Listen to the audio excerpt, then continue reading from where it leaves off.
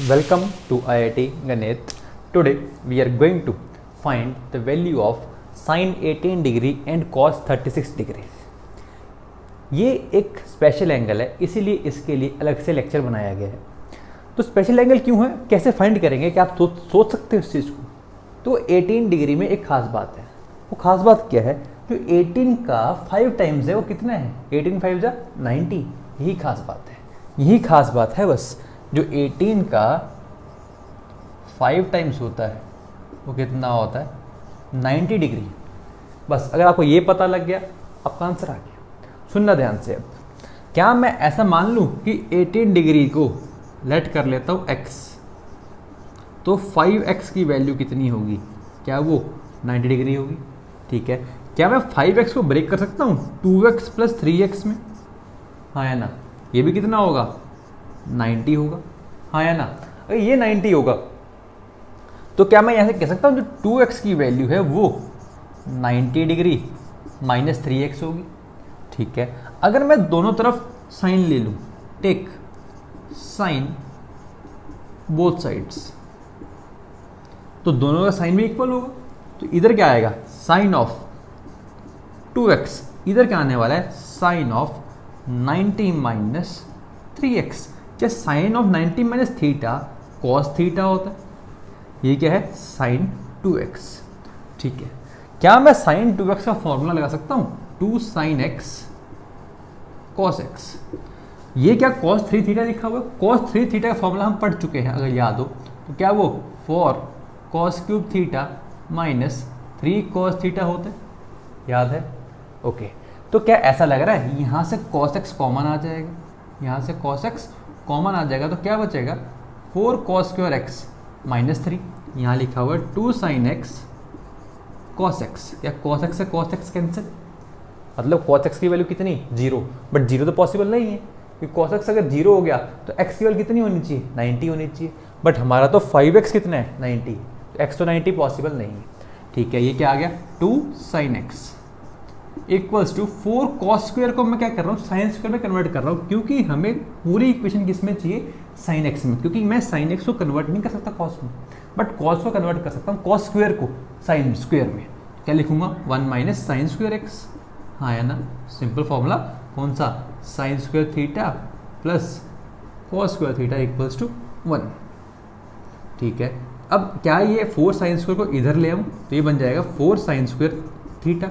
ये क्या है, प्लस 2 साइन थीटा. 4 1 जा 4, 4 माइनस 3 1, इधर आके माइनस 1 इक्वल टू 0. क्लियर है. क्या हमने क्वाड्रेटिक पढ़ी हुई है, क्वाड्रेटिक के रूट्स कैसे निकालते हैं, क्या हमें पता है. क्या होता है क्वाड्रेटिक के रूट्स, क्या वो minus B plus minus under root D upon 2a वाला फॉर्मूला पढ़ा होगा, बिल्कुल याद होगा 10th क्लास का.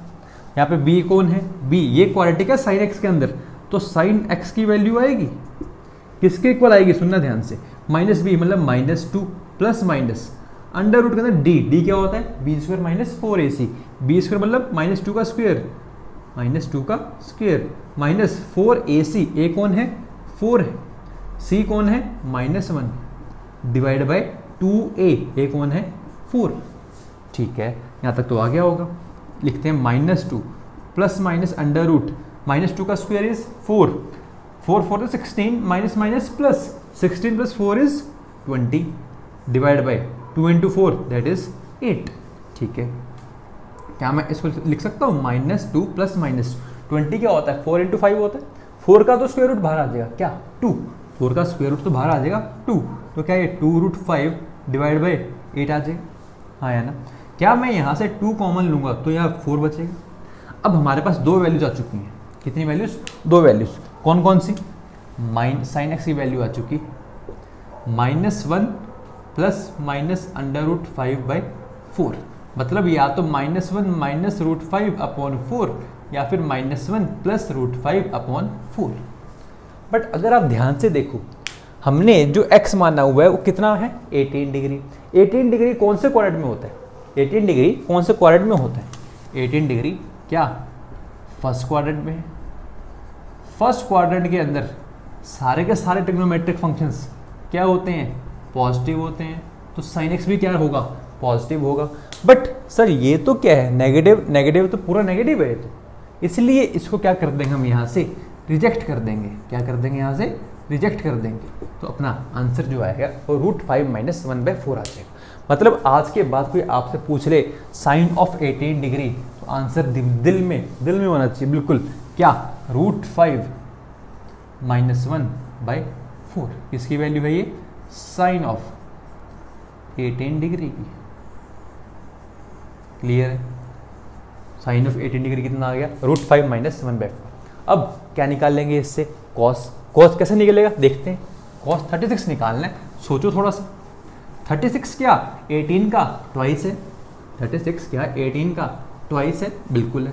तो क्या कॉस ट्वाइस में और साइन एक्स में फॉर्मूला याद है बिल्कुल याद होना चाहिए। कॉस 2 थीटा का फॉर्मूला क्या होता है। क्या cos 2 theta 2 cos square theta -1 होता है तो और साइन की फॉर्म में 1 - 2 साइन स्क्वायर थीटा होता है।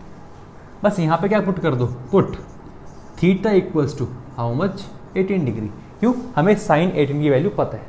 तो यहाँ से क्या बन जाएगा ये cos of 2 × 18 that is cos of 36 degree equals to 1 - 2 sine square theta.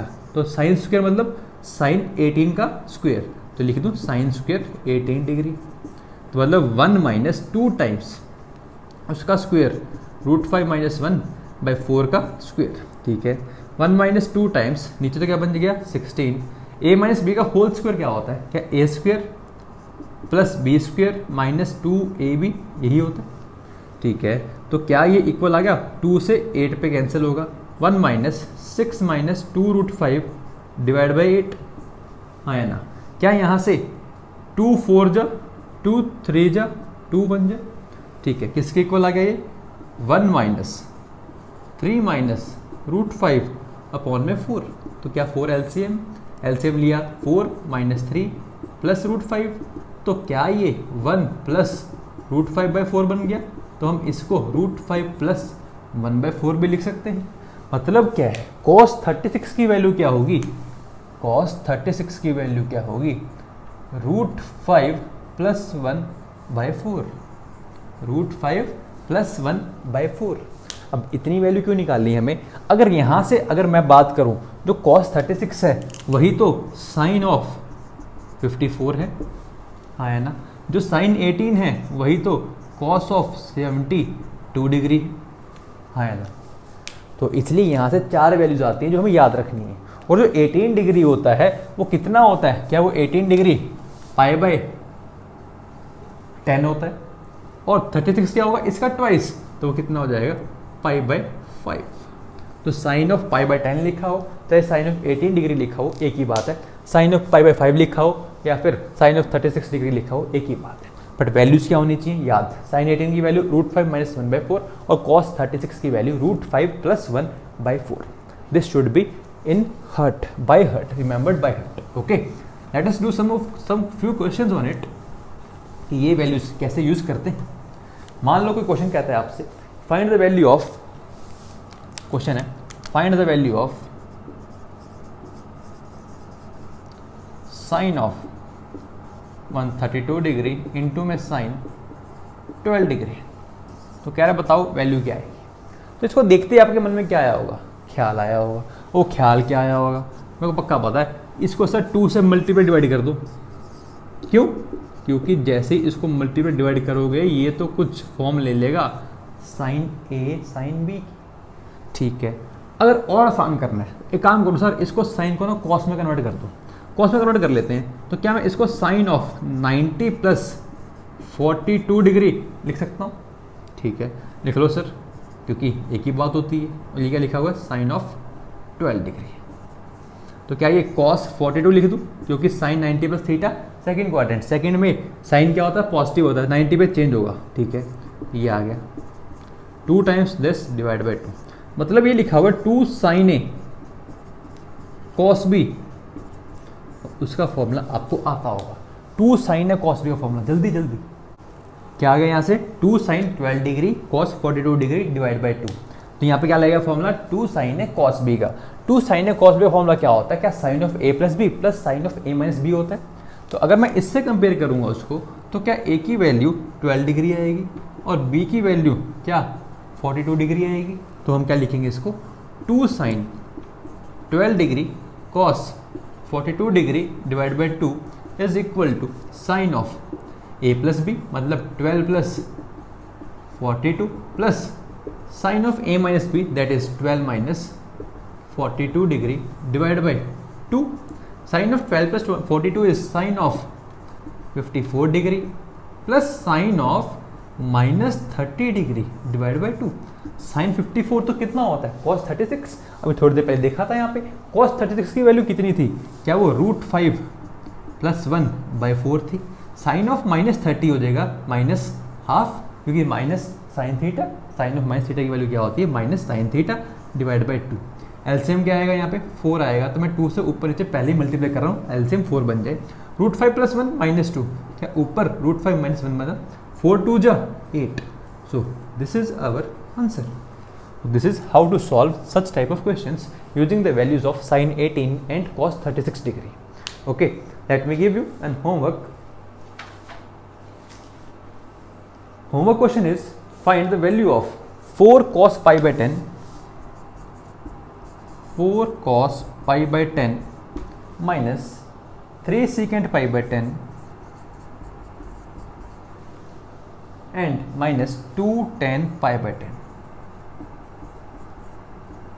आपको इसकी वैल्यू निकालनी है. Find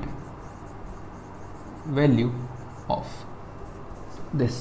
okay, so I hope you will able to complete it. Let's meet in the next lecture, and there we are going to do trigonometric identities in a triangle. Thank you.